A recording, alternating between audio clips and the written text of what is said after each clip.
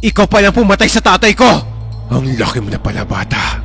Ikaw ba ang nagmana ng anting-anting ng tatay mo?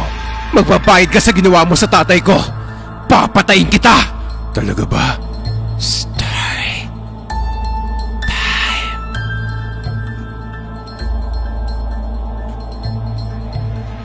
Ako si Ellison, Tubong Negros. Isang manggagamot ang nanay ko na kung tuwagin ay magtatawas. Ang tatay ko naman ay isang magsasaka na may tanga na anting-anting o antingero. Dalawa lang kaming anak nila, si Mariette na isang babae at ako. Ang kwentong ito ay nangyari noong 1998 pa. Nagkakilala sila nanay at tatay noong mag-cruise ang landas nila sa isang digmaan. Digmaan to laban sa mga aswang at mangkukulam.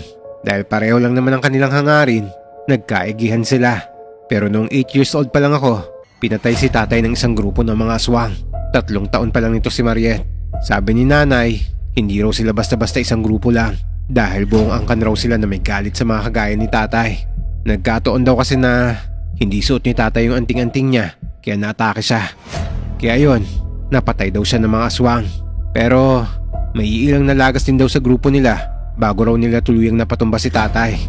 Si nanay na lang yung mag-isang tumaguyod sa amin ni Mariette. Kaya nang graduate na ako ng high school, agad na ako nag-training sa pagkasundalo. Pangarap ko na to kahit nung bata pa lang ako.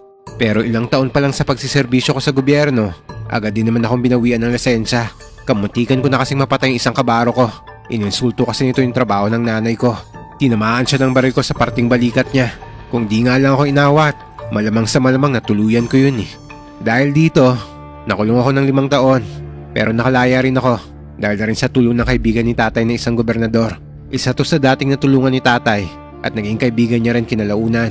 Kung nalaman niyang araw kagad na nakulong ako noon, baka matagal na raw ako nakalaya. Kaso, noong eleksyon lang ulit sila nakita ni nanay at nagkausap, kaya tumagal din ako sa loob.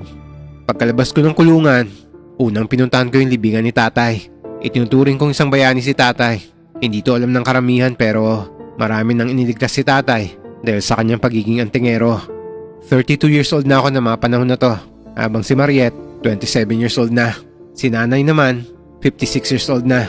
Siya na yung nagsasaka sa naiwang saka ni tatay. Kaso yung ibang lupa namin, naibenta niya na dahil sa pag-aaral ni Mariette. Hindi naman nabigo si nanay dahil isa ng ganap na nurse ngayon yung kapatid ko. At doon na siya sa bayan muna nangungupahan dahil sa hectic na oras ng duty nito. Umuwi na lang siya sa amin pag mahaba ang off niya sa trabaho. Mag-asawa ka na, Mariette. Tanda-tanda mo na, wala ka pa rin asawa. Si kuya talaga oh. Wala nga boyfriend, asawa pa kaya? Teka, wag mong sabihin na hindi ka pa rin nagkaka-boyfriend hanggang ngayon. Alam mo namang hindi ko priority yan kuya. Bibigyan ko muna ng magandang buhay si nanay. Saka na yung magandang apo. Naku Mariette, kailan kaya yun? Baka mapag-iwanan ka na niyan. Bakit ka ba nagmamadali kuya? Ikaw nga tong lagpas na yung edad sa kalendaryo eh. Wala ka pa rin asawa. Aba, ba't napunta sa akin? Saka na, pag mayaman na ako, no? Saka ang lalaki naman pwede magkaanak kahit senior na eh. Kayo talaga. Halina kayo rito. At maghahaponan na tayo. Nagluto ako ng paborito niyong adobong sitaw. Sayang lang wala na si tatay. Kumpleto sana kami maghahapunan ngayon. Kasama rin sana namin siya sa biruan namin habang kumakain. Bala kong bawiin yun na ibentang lupa ni nanay. Pero hindi ko pa alam kung paano ko to gagawin. Sa ngayon, ako na muna yung magsasaka sa naiwang lupa ni tatay. Iba't ibang tanim doon. May palay, gulay, at mani. Tuwing anihan, dinadala namin to sa merkado para ibenta. Yung kalahati namang maaaning palay, binibigas namin. Sapat lang para matustusan yung ilang buwan naming pagkain bago mag-anihan ulit. Hanggang isang araw, kasi sikat lang ng araw nito, nasa taniman ako nito ng palayan nang may lumapit sa akin isang lalaking halos kaedaran lang ni nanay. Nakatupi hanggang tuhod yung suot nitong pantalon at may sombrero rin tong gawa sa abaka. Mawalang galang na totoy. Malayo pa kasi yung pinanggalingan ko.